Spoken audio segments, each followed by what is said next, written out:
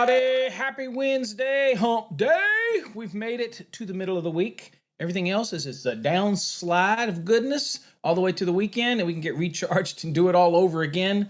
Hey, everybody, if you're new to the show, my name is Paul Abernathy. I'm the CEO and founder of Electrical Code Academy Incorporated.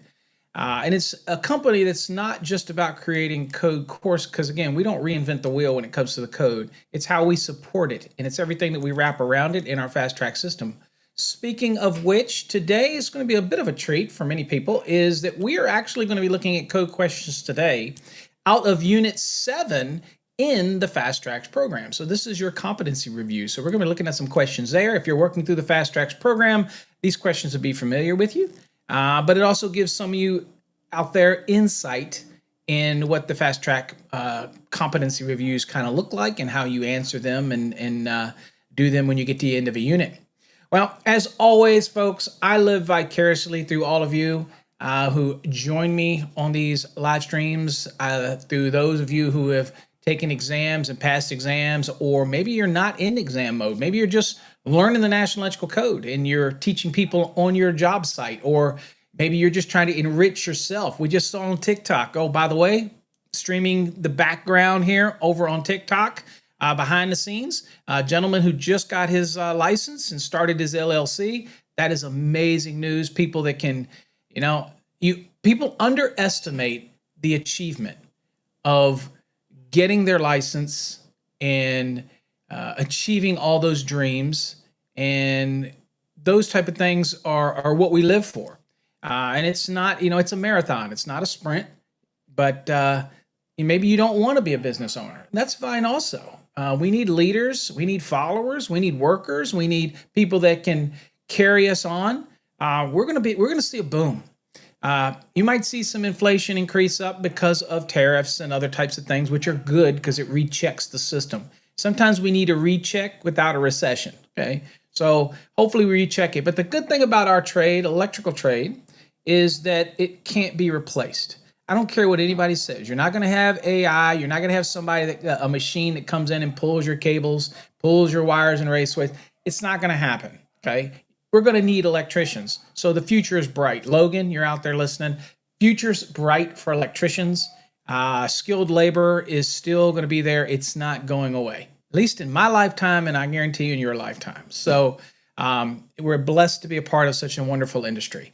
As always, folks, I live vicariously again through all of you. So do me a favor. Let me know about your successes. I get them on a daily basis. I love to read them. But here we are at the chat. Make sure you give me your name. Give me where you're from. Let me know if you're a fast track student or you've been in our program in the past. What you got going on. Any successes you might have achieved recently. Anything you're studying for. Any advice or tips I can give you to prepare for an upcoming exam. All those type of things are fair game. That's why we call it coffee hour. It's not just about code. It's about the electrical industry. So I thank you. Now, before we start looking at and show some introductions here for people that are here, because I like to give a shout out to those that take the time to join me here in the morning. And this one is live. And by the way, I should remind people that it's live at 8 a.m. It is a replay at 5 p.m. or roundabouts, depending on if I forget to reset it. But every day in the morning, it's live. You're live right now. You're right here. You're live. But I do have to do a son of a weird shout out. Yesterday, I got an email from a gentleman who was upset because one of the titles of my YouTube videos said electrical exam coach. And he happens to own Electrical Code Coach. He does a great job over on YouTube. And was upset because of that title of that video. Let me explain something to everybody out there. First of all, I've been doing this for damn near 40 years. You can't send me an email and think I'm just going to do something you want me to do. Okay? I wish him all the best and the luck, but to say that that he can start in a couple years on doing YouTube videos and never wrote a book, never sat on a code panel, never once has been a part of change in the industry, don't see his name in the code book, send me a letter demanding that I remove a title. Basically, coach is not trademarked. Neither is exam. The fact of the matter is neither is electrical. So you're going to have a little more than that. Plus, the video got like 600 views in a year, so I hardly think it's impacting your business. But at the end of the day, That's the kind of stuff that you're going to see as you get into business. You're going to have people that try to threaten, try to bully you, try to make you do things. They can't do it. Okay. Somebody like me has a legal staff, and obviously I work a lot with lawyers. It's not that easy to threaten over something like that. So at the end of the day, good luck with that. But I wish you all the best, and no hard feelings to you. But no, Paul doesn't typically cow down to those type of things. So anyway, and he says that I'm surviving off of his coattails. Well, obviously he hasn't Googled Electrical Code Academy Incorporated too much, and all the things that we have going on. So, okay, do a few videos on YouTube, sell some courses, but at the end of the day, it's kind of a little different plane that we're dealing with. Okay, all right, got that out of the way. Thought that's important to get out of the way, especially when you make threats about doing videos about somebody using a title. For example, I can't stop somebody from using Master the NEC. I think it was used on YouTube. It was used on some Instagram videos. It's been used on TikTok videos by other people. I can't stop it. It doesn't bother me, at all. Now, if I had said the name of the title exactly the name that he uses on YouTube, then I'd be different. But that's not what happened. So, and it's one video out of, what do I have? Thousands of videos? Anyway, found it hilarious, but nonetheless, feel like I should have addressed it. All right. Good morning here, Tino. Welcome. Thanks for getting out of bed. Thanks for joining us this morning. Good morning. All right. Adam has his pint of coffee ready. Brain working. I don't have a pint. I got a little bit left here. So thanks for joining me. Glad to have you here. Paul, welcome to the show. As always, thanks for being. And Paul is going to be the one we choose to set the tone today. Paul has hashtag win. So Paul is letting us know that all you have to do is put the hashtag win in the chat to spin. And it can be any way in the chat. Okay. So Charlie has helped us figure that out. Let's see here. Good morning, Nepo. Glad you joined us this morning. Red Dog's in the house. Good morning. Hump Day. That's what I'm talking about. California's in the house. Eric. There's a name I recognize from California. Thank you, sir. Good morning, Frank. Glad to have you here, as always, in the morning, joining us. Alberto, I see that hashtag win. I also see you. Good morning to you, my friend. Casper, I see you out here. Good morning. Hashtag win.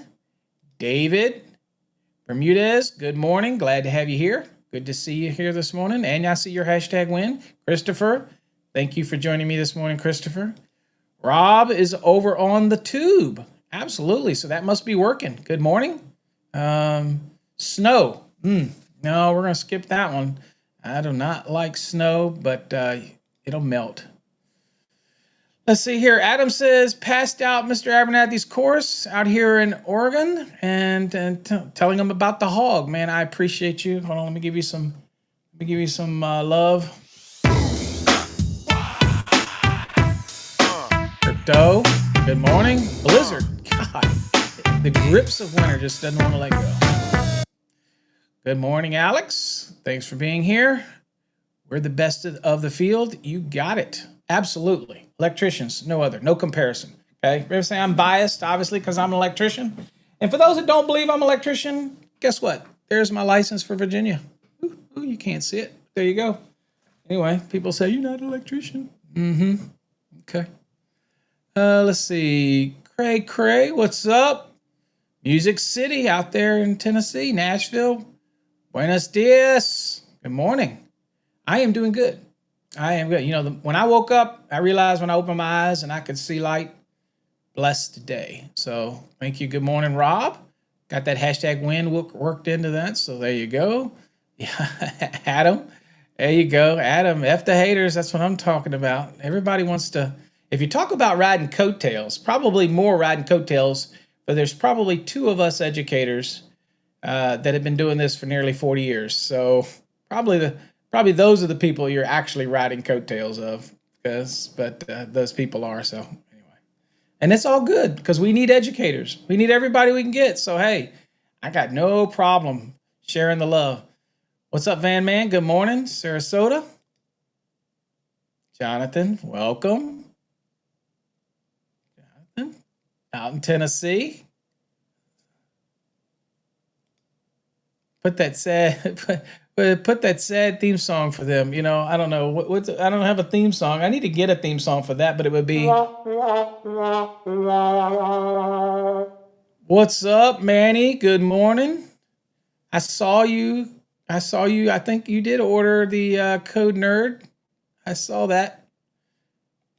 Good morning, Joshin in the USA. Welcome. Glad to have you here. Hashtag win. David's showing us how to do it. There you go. Good morning. It's actually hashtag win, not slash win, but I don't know. We might add that. That looks kind of cool. Good morning, David Bueno. I have been having so much fun. I was thinking it was Tuesday. You thought it was Tuesday? Well, probably because I sometimes screw up the titles, as I did yesterday. Screw the title up. All right. We're caught up, and Dave's got the hashtag win, and he's on here. Okay. All right, guys. So thanks for joining me today. So I thought it would be a treat for us to kind of, for those that are in the program, you've seen this, you've worked through this, you've done your competency reviews, and we'll, what we'll do also is we'll see how the hog answers some of these. For those out there, and I should mention out, this show is sponsored by Trade Hog. And Trade Hog, I want to thank everybody out there. It's going amazing. People are sending us stuff all the time about it, and we're constantly training it, constantly feeding it, constantly adding new stuff to it to make it smarter and smarter and smarter. Good morning.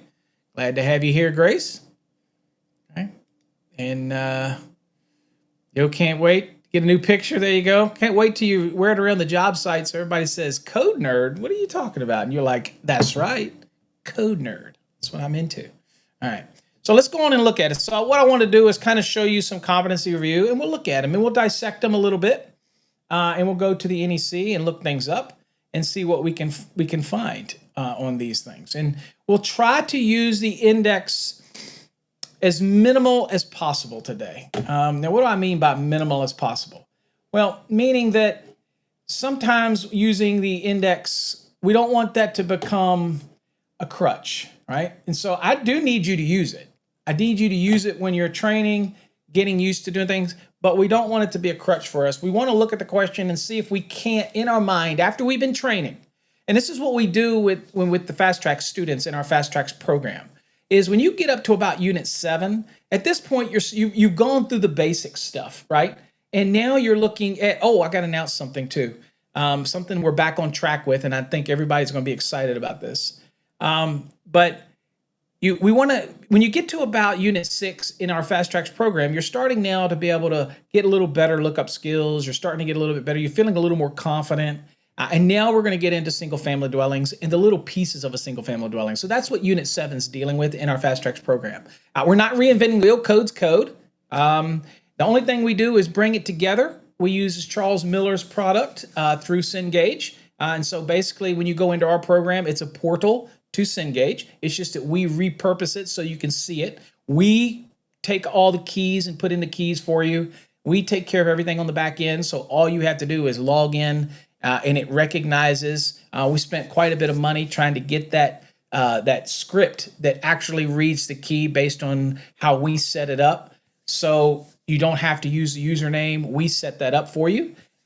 But you still have to register on our course and when you purchase and all this kind of stuff. So it's seamless. You don't see it in the background, okay? But when you get to Unit 7, now you're going to start putting the pieces together when it comes to a single family dwelling. So we've had these little pieces, but these things, the reason I chose 7 today is because these are little things today that I want you to commit to memory. I want you to try to remember that these are your day in and day out. Because these typically, I find that Unit 7, in my experience, Unit 7 in your program are low-hanging fruit items. And you've heard me say that before. What is low-hanging fruit items? These are things that are typically, in my opinion, based on the exams that I've worked with, will pop up on exams. So it just means it's easier to remember certain things. And so that's what we're going to be looking at today, okay? All right, so let's go look at it. Let's do it. And we'll plug these things into the hog and see what's going on as well. What's up, Tanner? The caffeinated is enjoying coffee hour. Well, thank you. Is that you? All right. Well, glad to have you here. All right. So this is out of the Fast Tracks program. There's some questions. Let's kind of look at it. Let's see. What did the great say real quick before I get started here? Let's see here. Let me see. Why are Spark is the only trade to have to look at everything other trade blueprints? Well, I guess because a lot of our stuff interacts with the other blueprints, right? So, a toilet goes where a toilet goes. Sink goes where a sink goes, right? So they're kind of fixed things. They go where they go. Appenditures, things that go on a building or a house, they just go where they go. And electrical, we end up having to work around them. We're the ones that get stuck with putting a receptacle over here or over there, or maybe you're at the sink and they have the window that looks out over the sink, right? And they don't give you but a couple inches, and you got to go bitching at them and going, dude, I got to put a receptacle in here to the left or right of the sink. Maybe they have a window. I just saw this the other day where they don't go up high enough to give you a backsplash to put a receptacle in it, and you're like, to the left or right of the sink, and it's like a big window, and you're like, dude, hey, hello, I'm here. I got to put a receptacle in here. Can't you work with me? And they really don't think about us a lot. They're not. Now, sometimes you get a really good conscientious builder who does think about those things. And then, of course, you get an owner that may be involved, and aesthetically they want things. But yeah, we end up having to work around other people all the time because a lot of their stuff is fixed. And our stuff, is movable. We can move it left or right, up or down, whatever, to accommodate them. So that's probably why we have to look at other drawings, other sheets to make sure that we're placing things, because you can't just. There's certain places you can stick the toilet, certain places you can stick the sink, and so we're constantly having to look at all the other blueprints. And also, it's because it's because we get the big bucks. Okay. They scrape the barrel. We get the goodness off the top. You know what I'm saying? I'm just saying. All right. Good morning, Angel. All right, let's look at this one right here. Fast Tracks, where this is an example out of the competency review. If you're on this one, Red Dog, you need to close your eyes because I don't want to make this too easy for you. Okay? I want to make this too easy for you. All right. Let's look at the first question. Oh, yeah. Tanner is another example. Sprinkler heads and drop ceilings are other examples. Yeah, I mean, you've got to be looking at other drawings to find out some things are just set in stone and we have to work around them. We'd like it to be the other way around, right? We put something in and they have to work around us. But unfortunately, it's not the case. When I was doing buildings, I always wanted to be the last trade in there. I personally wanted to make sure that they, even though it might have cost me placements, I wanted to make sure that everybody was done. I always used to ask my builders, I'm like, okay, especially the mechanical. I'd like, are the mechanical people in? Now, again, it always didn't work out like that, but I like to make sure, because they cut stuff. They're rough. They're nice guys, but they just rough. They're like a bull in a china shop. I don't want that. I want to make sure everybody gets what they got to get in, and then I would go in and do my thing. But it didn't always work that way. But if I had my preference, I'd like to be I don't want to be the first in the trade in that building. Just me. Okay. All right. Unless I'm doing something like groundwork or some of that infrastructure stuff, that's different. But we're talking about, if you're residential, commercial, things like that, dude, I want to wait until they get those bulls get out of there before I get in there. That's just me. Everybody's different, but that's just my opinion. All right, let's look at this question. All right.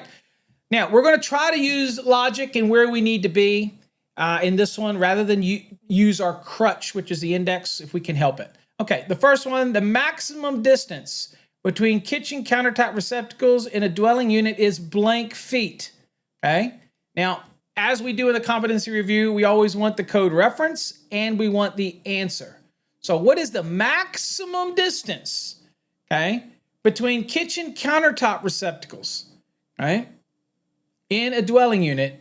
And of course, one of the things we have to be very careful of, and I'll use Tino, I'll use you as an example if you don't mind.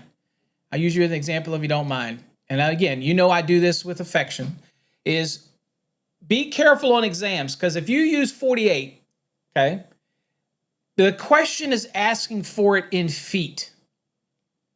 Okay, so when I do competency reviews, for example, and if Simplex Man was here, James, he would tell you, yep, you got it. he would say, look, if I accepted an answer with inches, knowing that the answer was in feet, I would mark it wrong. And if I didn't, he would be all over me, right? And I'm surprised he's not here today.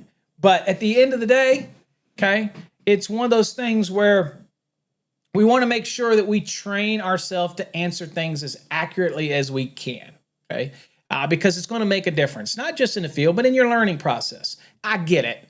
4 feet, same, 48, I get it. But let's just train ourselves to kind of go to that and think about the question. So there's the information right there. So it wants it in feet. So we go to the next. Now, one thing that you need to get to, this is one of those memory things. Spacing of receptacles. Remember the golden rule. Okay, if it's talking about receptacles, it is talking about a dwelling unit. Remember, receptacles, spacing, placement, dwelling units, 210.52. That's a number that should kick into your head. 210.52, spacing, receptacles. Lock that in. Then, if you don't know exactly where to go, rather than me go to the index and fumble around, if I can get there to where I need to be partially, then bold scanning is going to get me to where I need to be for spacing. Okay? So, for example of that would be right here. And if I go to 210.52, I got my info here on the left. Okay. And here's 210.52. Again, dwelling unit receptacle outlets. And I'm looking, this is a general provision. Remember, I'm bold scanning. Small appliances, right? There you go. Kitchens. There we go. Scanning. Countertop. It's part of the question, right? The first thing in my mind is I'm going to look down and say, okay, we're talking about a wall spacing, okay? Countertop, wall space. Didn't say an island, didn't say peninsula, said countertop receptacles. So when it's talking about spacing, in your mind, you're going to have to say, okay, I get what he's talking about. It's a spacing question. It's got to be a wall space question, all right? Now, here where you see right here, it says the receptacle outlet shall be installed so that no point along the wall is more than 24 inches measured horizontally. So a lot of people would pick 24 inches on this question. Y'all didn't, but some people would because they're quick to answer. And you know that 24 inches is going to be the answer, right? One of the answers that are on the questions that are in the exam, right? Well, the reason it's not 24 is because it wants to know the maximum distance. So if I touch the wall at any space, I need to be within 24 inches of a receptacle. But the maximum distance, so that even if I went to the middle of it, I'm still within 24 inches of that receptacle or 24 inches of that receptacle. So the way the question is asked, what's the maximum spacing? Well, I can't go more than 48 inches, because if I were to go to the middle, I'd be more than 24 from any point on the wall.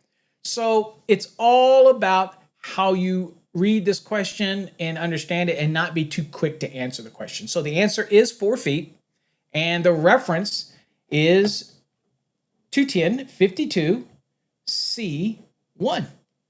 Oh, and by the way, we are in the 2023 edition of the National Electrical Code.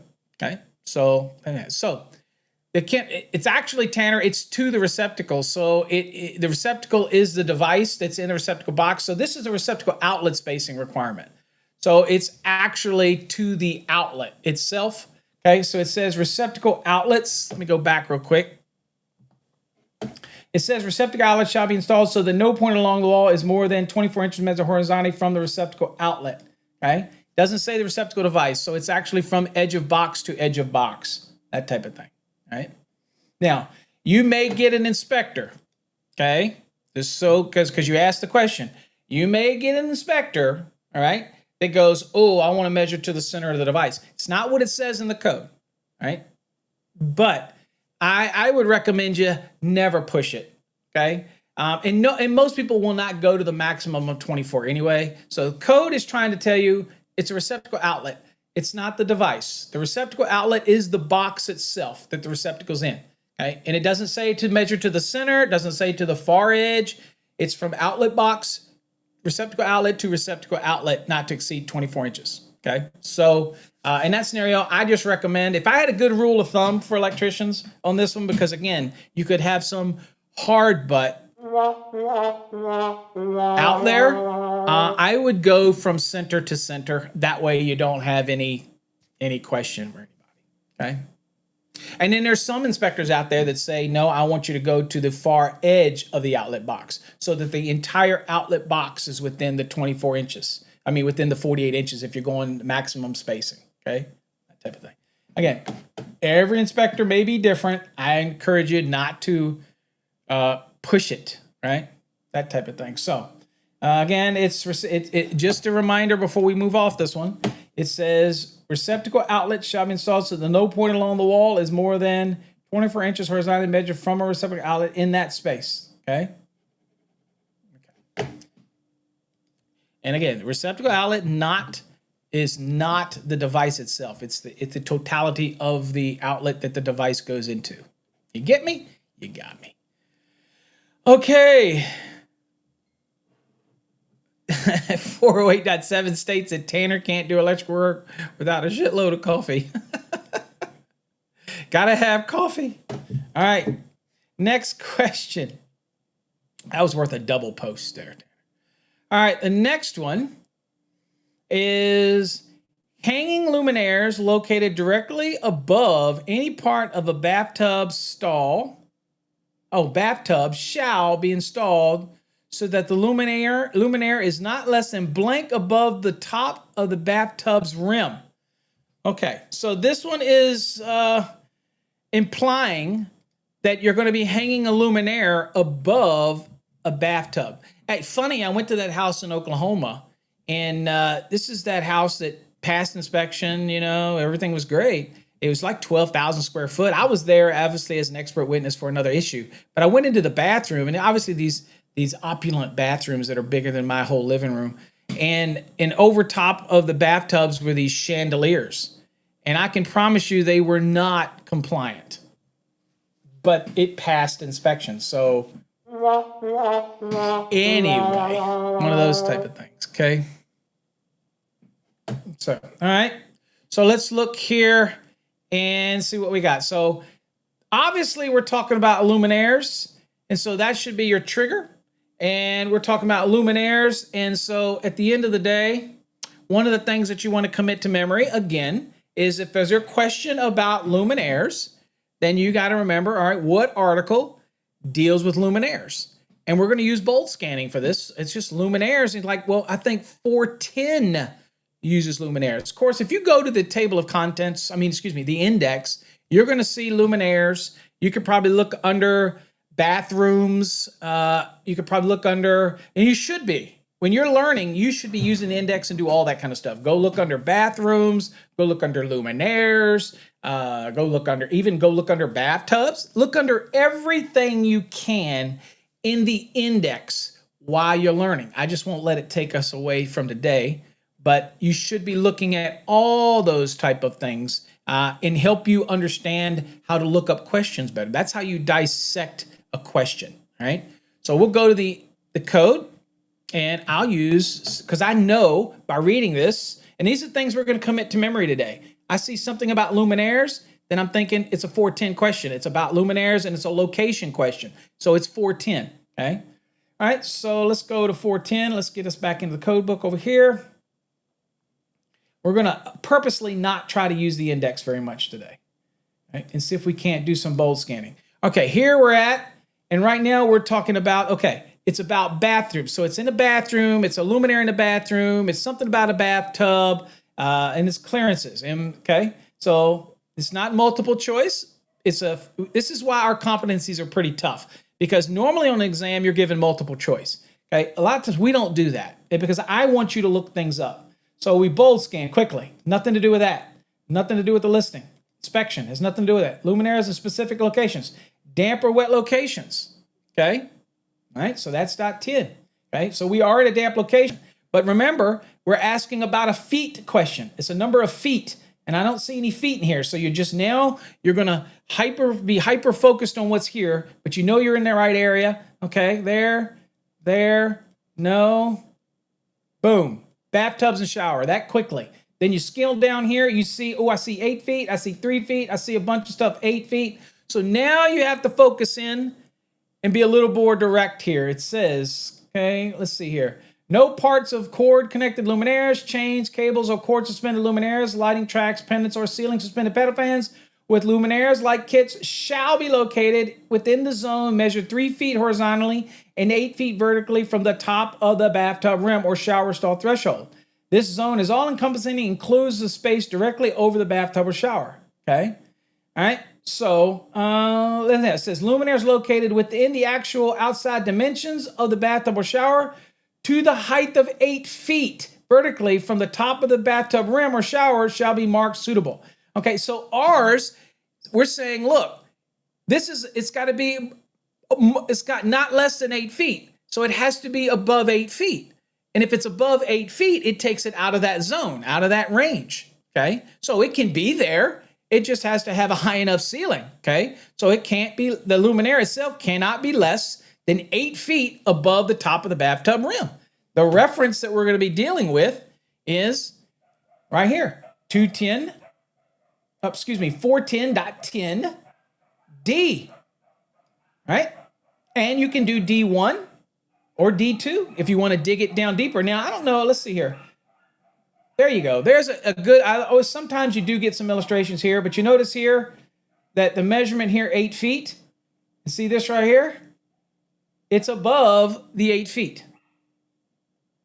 Now, I wish that it had been the way it was in Oklahoma. It was not. This sucker was down more around here. It looked pretty when you're laying in the tub, but when you get up, I'm like, yeah, when you stand up, it's like, can you reach it? Absolutely, you can reach it. Okay. So anyway, there you go. That's an example right there. So that's a good example. All right, so let's go back to the lesson. So our answer to this one right here is 8 feet, and it's 410.10D.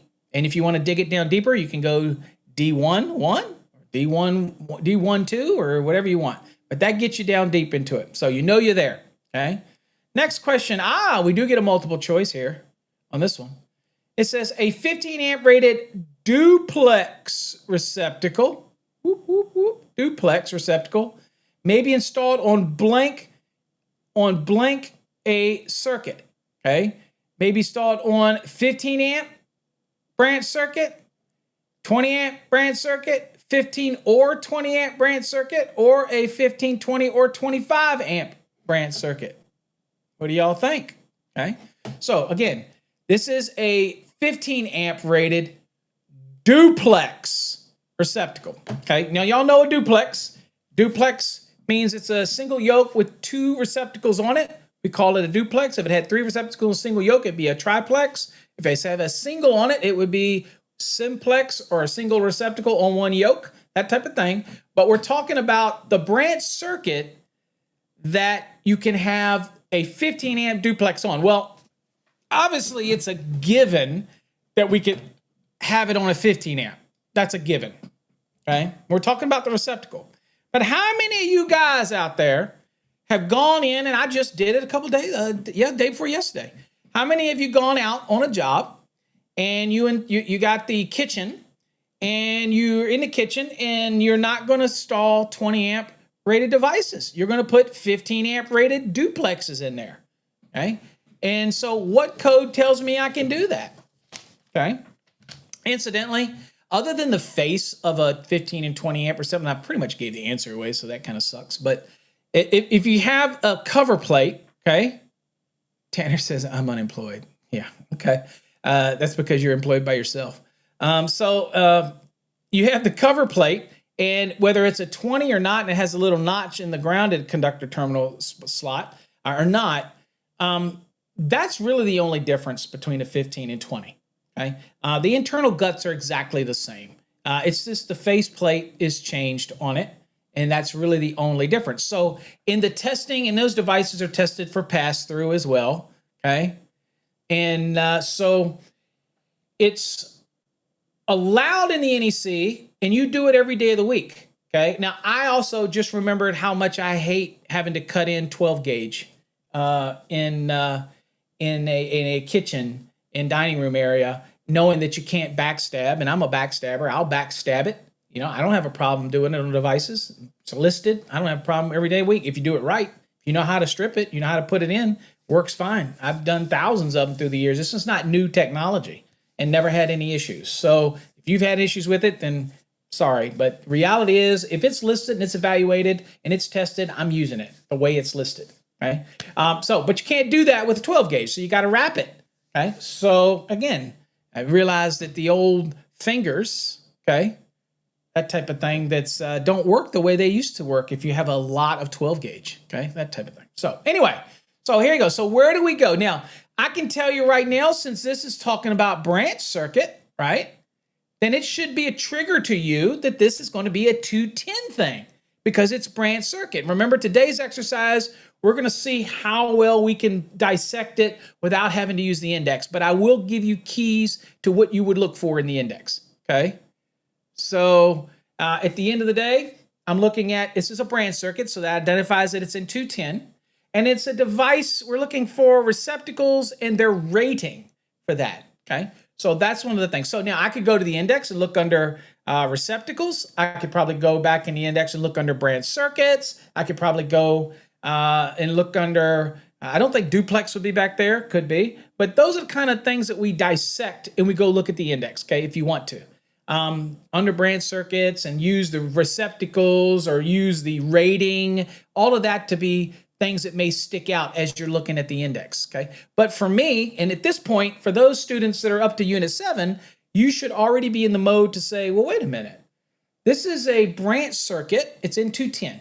Now, this is all about the ratings of a device. So I can bold scan because I know that the front of 210 is dealing with all the stuff that has to do with ratings and all that type of good stuff. Then I'm going to start there and I'm going to bold scan and I'm looking for receptacles and I'm looking for the triggers, ratings of duplexes and things like that. So I'm going to go to the code and get y'all there. That's how we're going to do it. I'm going to go to the code. I'm over at the code. And so I would logically go to the general provisions of 210 because this is right to the beginning. And I'm at 210. Okay. And what I'm doing quickly, rather than index hunting, I'm looking for ratings of receptacles. So I'm just going to bold scan down. Okay. I'm bold scanning the headers here. Nope. Nope. Okay. You're just going down. Multiple. Nope. Just as quickly, by the time I got to the index, I'm just scrolling down. Nope. Nope. Nope. Not asking me about branch circuits. Nope. No AFCI deal going on. It's not the question. Nope. Ground. Nope. Nope. Okay. Ratings. Okay. So I'm here at the ratings first, right? And then I start looking and see, well, what am I looking for here? Okay. Conductors. Okay. This is where we get all of our goodness for the ampacities, 210.19, all that kind of good stuff. But I'm going to keep on going. Okay. And I'm like thinking to myself, I don't know who's beeping me. So there's overcurrent protection, not what I'm looking for. Okay. Outlet devices. Okay. What goes in an outlet? Okay. So again, this is also for those people out there that don't understand the definition of outlet. It says outlet devices because it knows that these devices go in an outlet. Okay.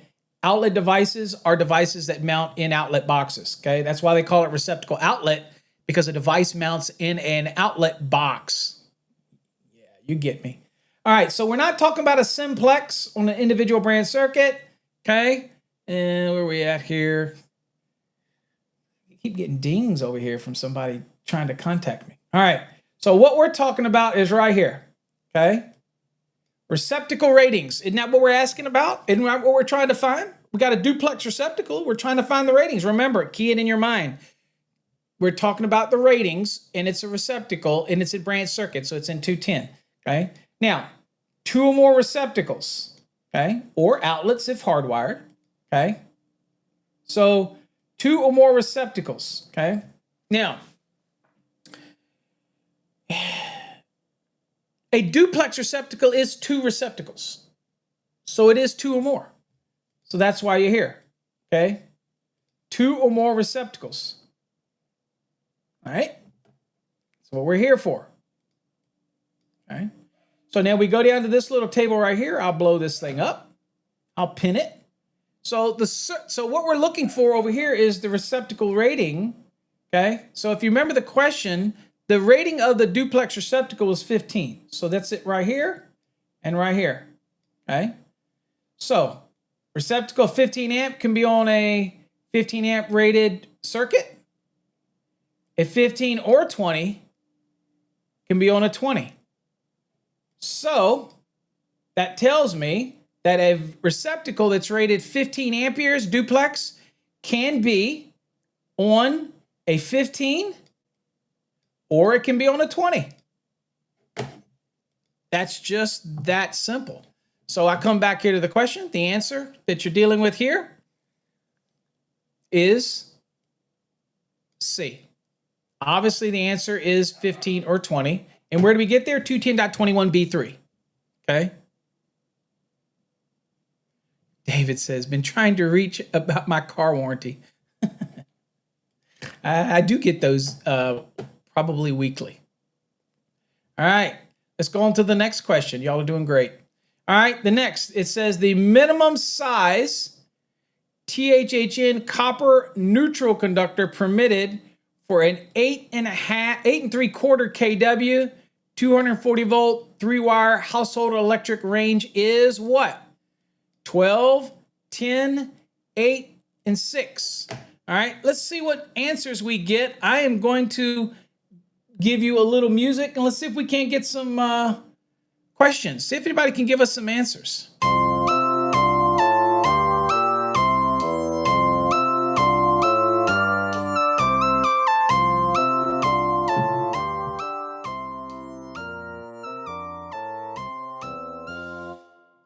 All right.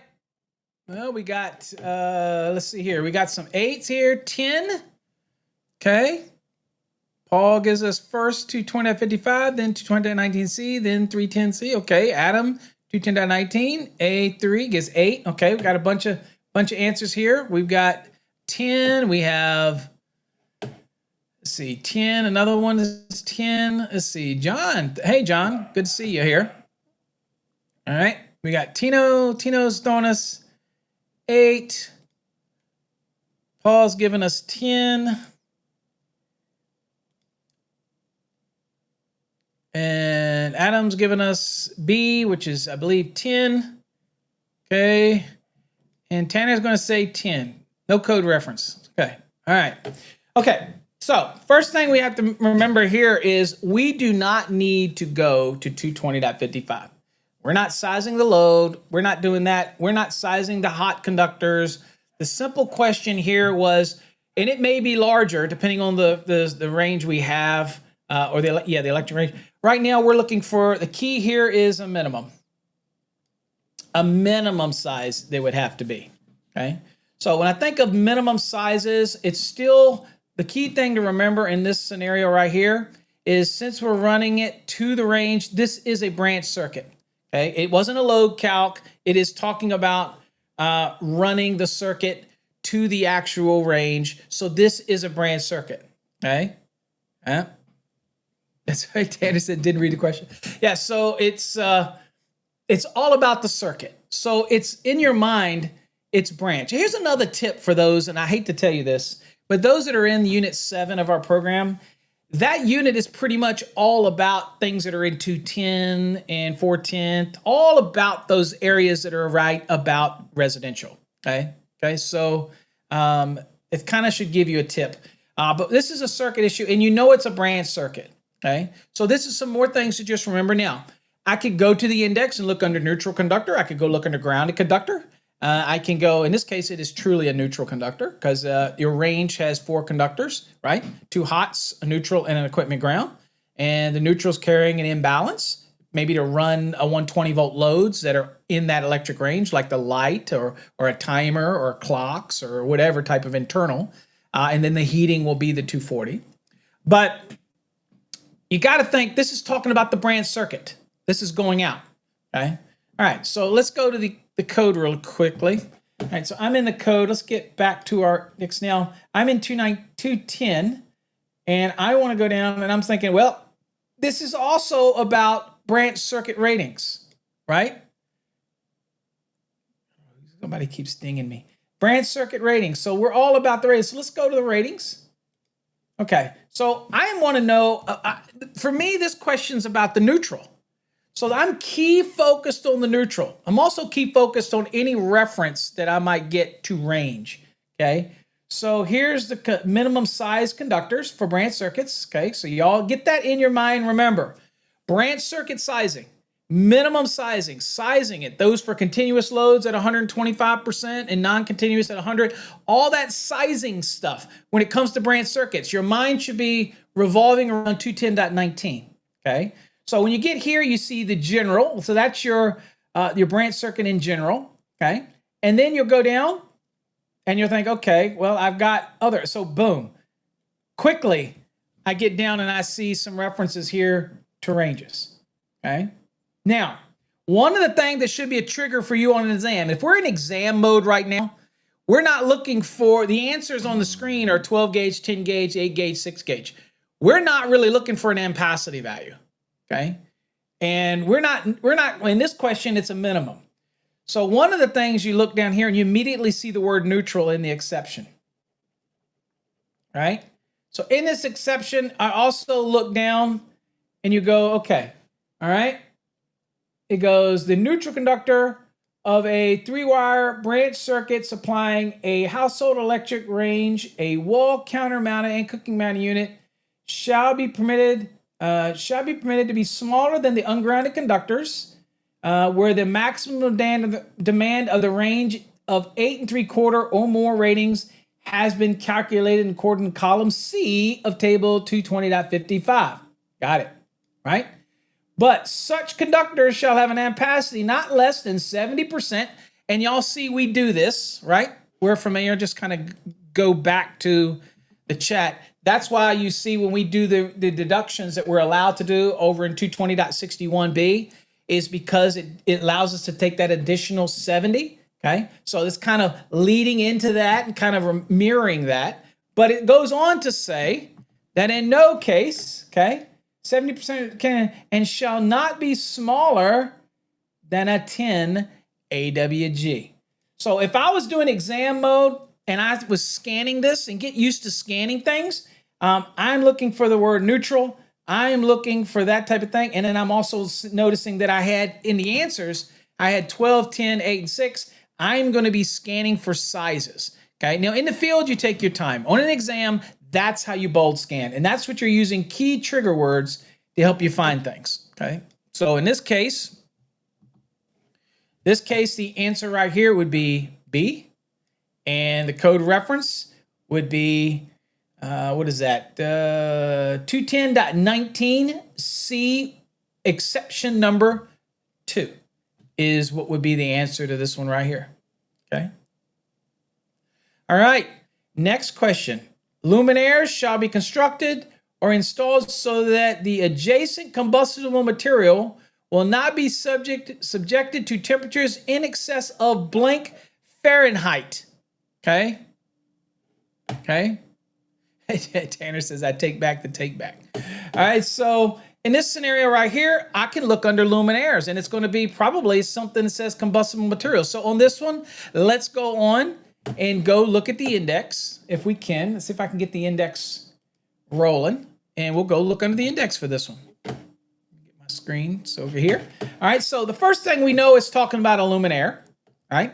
So luminaires, we already know by now what article that's in. Right? But we're going to go look under luminaires. And by the way, while I'm here, let me show you an example of what I tell you to dissect the question. While I'm going there, I want to stop by and look at something that says combustible material. I just want to see if it says anything in here about combustible material, anything like that, since I'm already on that journey. Okay, so combustible dust, that has nothing to do. So we have clearances, and you have luminaires, right? Something here.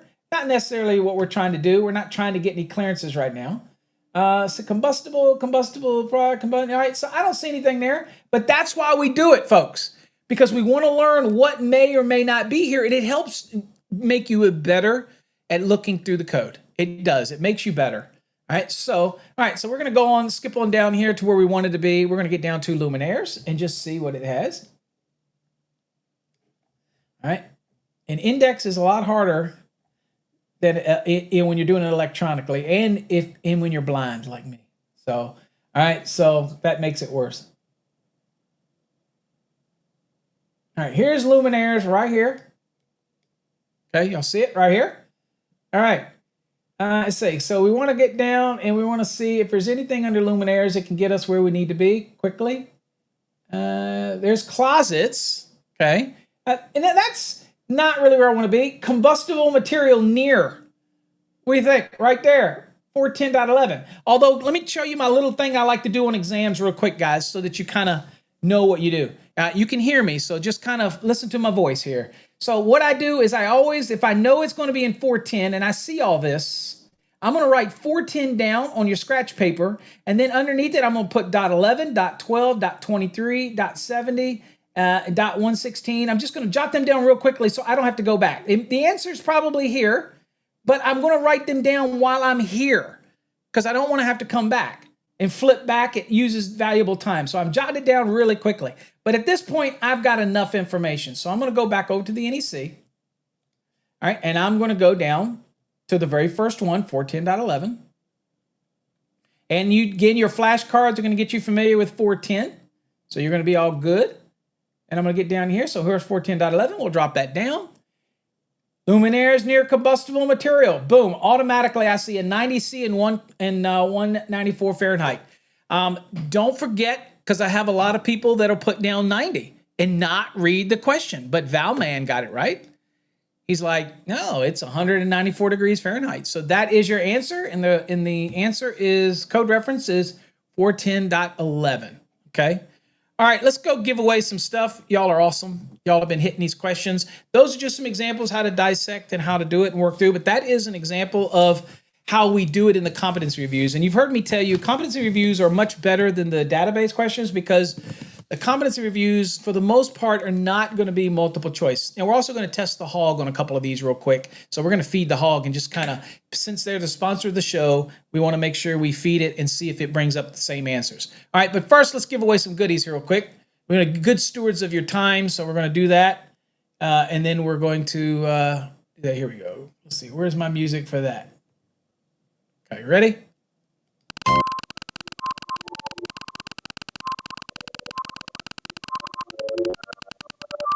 We're rapidly getting closer to hashtag win, which, win. Hey, Richard, I didn't see you in there. All right, Christopher. All right. Christopher, let's see what you get here. See what you can win, get in the drawing. As I get closer, I'm actually going to add more to the software so we get more people in the drawing for the software. For those that are in it, they're like, no.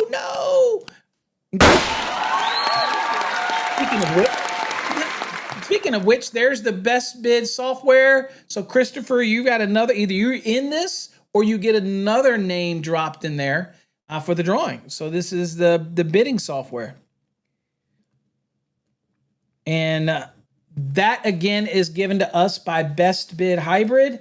That is Steve Griffin that gives us this. And it is amazing. It's probably the best estimating software out there. So intuitive, easy to work. I've played with it. I've used it. And it's just amazing. Okay. So again, you're in that drawing. Good luck. Hopefully you'll get that and you'll enjoy it. It's an amazing software. Okay. Cool. You just increased your odds, Christopher, for that nearly $4,000 software. All right, let's go. What's up, Erie? Welcome. Thanks for joining us. Glad to have you here. We do this every morning. It's not just about code. We talk, share things.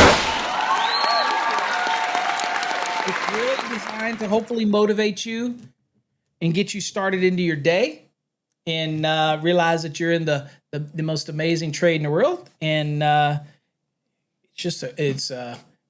world is your oyster. You can do whatever you want in this trade. So many things: commercial, residential, service work, specialized work, smart stuff, technology stuff.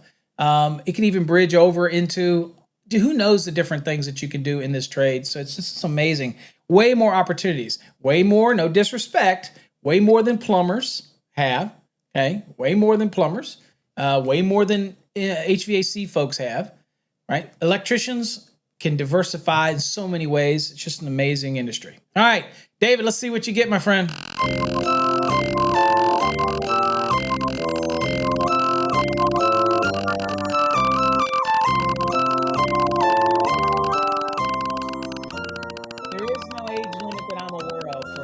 Programs. It's just a matter of whether the program allow you to get in it. So somebody asked on TikTok, is there a minimum age for apprenticeship program?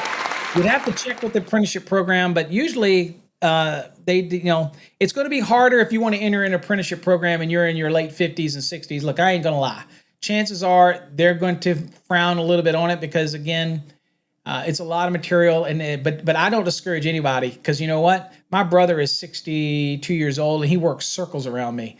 So I would not let age be a deterrent getting into our industry, but it is going to be obviously more challenging. This is a demanding job.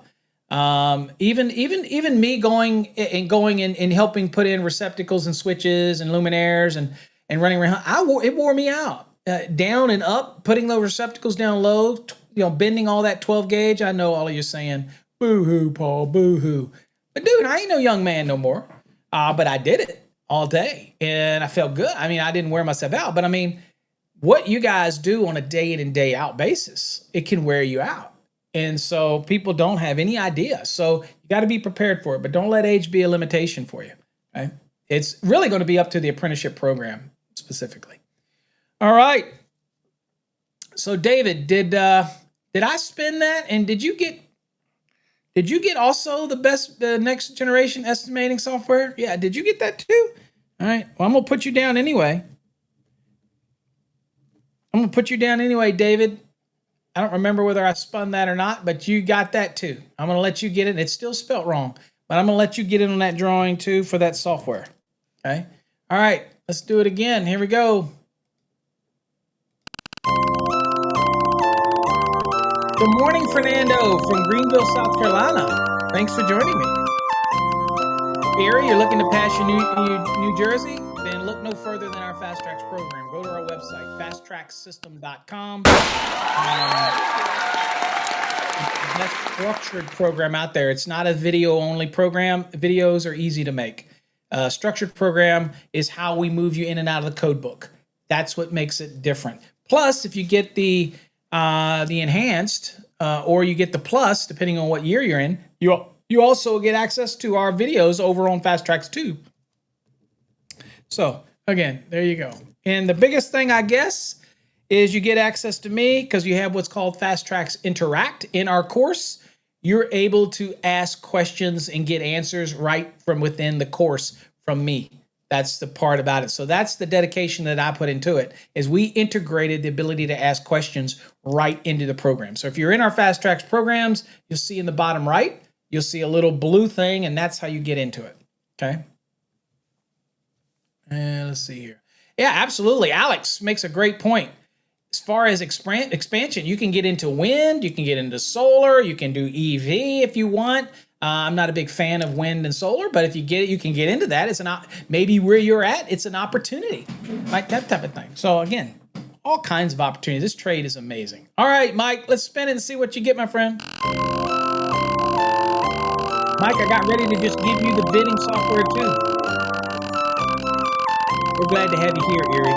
And we're here every morning at 8 a.m. So bring your questions, share your experiences. We love to we live vicariously through everybody here. It's not just about what the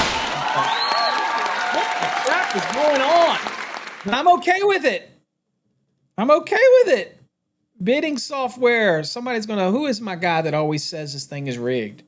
All right, I know you're out there. You're going to say it. All right, so you're in that software too. That's what I'm talking about. All right, let's do another drawing.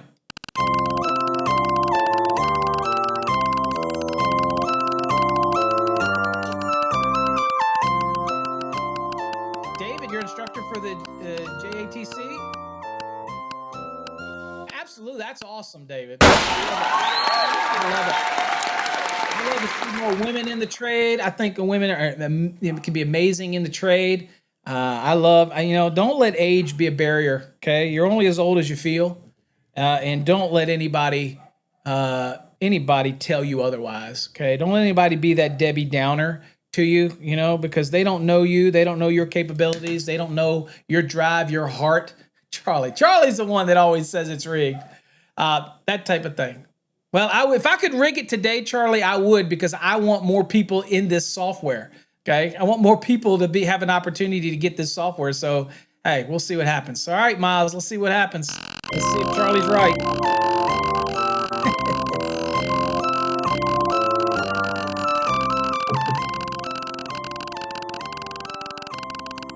I'm gonna believe you, Charlie. If this thing comes up again, I'm gonna say something's going on with this thing. Probably one of my favorite things on the wheel is the ultimate coin. The ultimate decision. Y'all heard my thing on that. I let that coin make decisions in my household because, again, okay? Charlie says, I don't want to win. Charlie's using reverse psychology. Okay. All right. Miles, you're in the drawing for that coin. Those are awesome coins. I love mine. Let's do another one real quick. I'm in the giveaway mood here, so let's do it. And then we're gonna test the Hog on a couple questions before we end tonight, because Hog is the sponsor of the show. So I want to make sure I at least give a couple of questions to the Hog, see how they do. Rob. If I'm not mistaken, Rob is a new Fast Track student, I believe. All right, Rob, let's spin the wheel and see what you get. I might be mistaken, but I think Rob is. Or we might not be the same Rob that I just finished fixing the username or whatever. Might be, might not be, but anyway. Glad to have you here, Rob. All right. All you got to do is hashtag win, Fernando, but this was the last one for today. But when you come, just do hashtag win, and that's how you get in on the spin. So let's see here. G&B course. That is awesome.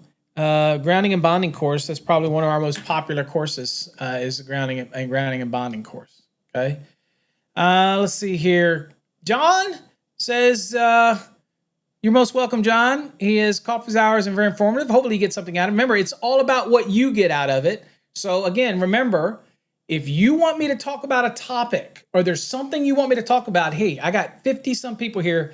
Let me remind you, and I'm sure other people will listen to the replay. This is for you. I can't constantly think of ideas. We do stuff. I've got a lesson I'm going to do at the end of the week. But at the end of the day, folks, at the end of the day, you're going to make Coffee Hour what it is. If you got a topic you want me to talk about, then send it to paulabernathy.com and be very specific about a topic, not a question. I can't do a whole show on a question. Okay? It's got to be about a topic you want me to talk about. So just go to Paul. This is your opportunity. Go to paulabernathy.com and submit me a topic you want me to talk about on a coffee hour. Okay? And then we will definitely talk about it. All right, so real quick, let's go over to the Hog. We gotta show some love to the Hog. So let's go over here. Okay, so we had some of our questions. Let's go to the very first question. Let's see, the maximum distance. All right, let's go do that question. Okay, so here we are at the Hog. Let's paste that in there. Let's just paste it. So the maximum distance between kitchen countertop receptacles in a dwelling unit is, okay, and we're going to see what the Hog says. Let's see if the Hog gets tricked, and it says 24 inches. Let's see what the Hog says. All right, testing the Hog. It says the maximum distance between kitchen counter receptacles is 4 feet, according to 210.52C1, and it goes on to give you an explanation. No point along the wall. The Hog is spacing no more than 4 feet along the countertop. The Hog is amazing. Nailed it. Okay, so let's clear out the Hog. Let's go to the next one. And this is a little bit trickier. Let's do this one. And this is the one about the luminaire above the rim. Let's see it. It's a little trickier for the Hog, the way it's structured. All right. Hanging luminaires directly above any part of the bathtub must be installed so the luminaire is not less than 8 feet above the top of the bathtub rim. And it gives the code reference. The Hog is eating it up today, folks. There you go. So this is the kind of thing that you do here. right? Let's see here. This is a trickier one. Let's do this one. So this is that one that was asking about the receptacles. This is a tricky question for any AI because it's not giving answers. Now, you could answer this and add to the hog by saying are 15 and 20 allowed? Or, you could basically give some guidance to the hog because it doesn't know. So let's just go on and see what the hog says. I don't know. Let's see what the hog telling us. It says a 15 amp duplex receptacle may be installed on a 15 or 20 amp branch circuit in accordance with 210.21b3. Dude, Jeff is doing a freaking amazing. Think about how these questions are written and some of the structure. The hog is answering these questions, and there's some of them are open-ended. So this question by the hog, okay, this question, it had to look at it and go searching and say, well, I know you said it was a 15 amp receptacle duplex, and it did it. And we know the answer. We went through the answer, but it's amazing how the hog can do it. This is why this is going to be revolutionary for you to answer things in the field. You only get paid to do things once, not twice. So again, this is I tell you what, I'm excited about what the Trade Hog's going to bring, and it's going to get smarter and smarter, and we're adding more stuff to it. In a month or two, we have another feature that we're adding that we don't want to talk about yet, but it's going to help with analysis of certain things, and I'll leave it at that. We're excited. Oh, I had to tell you some exciting news, and I forgot to tell you exciting news. Just yesterday, some of you might have seen it on TikTok. Just yesterday evening, our board of directors voted. Again, they're volunteers. They've been with me for years. I listen to what they say to a point. But for the most part, I do, especially running business. Some of them are better businessmen than me. They want me to finish and get back on to the Just Calculation series, which is a detailed series specifically dedicated to the important calculations that are necessary, but they wanted to do it in a concise video format, and then let the book come out after that. So they want the videos first. They want them done very professionally, very specific, very detailed, and they want it category. They gave me a list of how they wanted it. And at the end of the day, I agree that we need a video series because I can teach you lookup skills. I can teach you how to scan the code book. I can show you things. And the difference between ours is that our Fast Tracks program is actually teaching you code. In other words, it's not just people doing videos that talk about a few things like I do, a few little things. Our Fast Tracks program digs into code. It gives you the code. It sends you to the code book, brings you back into the reference, does the competency. It does all this kind of stuff. So it's a system. Well, I can teach you that, but we need a definitive, structured calculation series where I go over every critical calculation that's necessary, from Ohm's law, Watt's law, to multi-outlet assemblies, to the motors, to taps, to everything when it comes to calculations. So guess what? It's back on the plan. So we're getting back. I think we're going to start doing videos for it the first of next week. We have other videos, but I think we might retool those videos so we can have one concise format and they all look the same. And it's going to be a very professional series, and it's going to be available to everybody that has Fast Tracks Tube, and it will be available for subscription as a standalone product as well. So we're getting into that. I don't have an ETA. I can't tell you when it'll be done, but we are definitely getting back in the studio for that. All right. All right, let's see here. Do we want to ask another question to the hog? All right, let's see here. Let's ask another question to the hog. Why not before we go? All right, here's the hog. Let me clear this out. I always like to clear it out. Here's the hog. We're going to paste this question in here. So this is the temperature for luminaires, combustible material. Let's let the hog look it up, see what the hog says. And there you go, luminaires adjacent. There it is, 194 degrees Fahrenheit. And where is it found? 410.11. If that's not a freaking amazing, dude, I don't know what is. Okay. All right, folks, I appreciate you spending the time with me today. At the end of the day, it's all about you. It's all about helping you learn the National Electrical Code. And feel free to ask me questions. If this is your first time here, please think about coming back. If you know people, invite them, share it, give us a thumbs up, give us a like. Pick the platform that you like to watch on and join us. If you want to watch over on Fast Tracks Tube, you can go there as well. But we appreciate you being here. Don't ever think that I don't appreciate it. And we're not reinventing the wheel, but we're talking about electrical, and it's a great way to get your day started. So till next time, folks, stay safe. God bless, and we'll see you on tomorrow's coffee hour. Take care. Also, hump day. Have a safe rest of your week.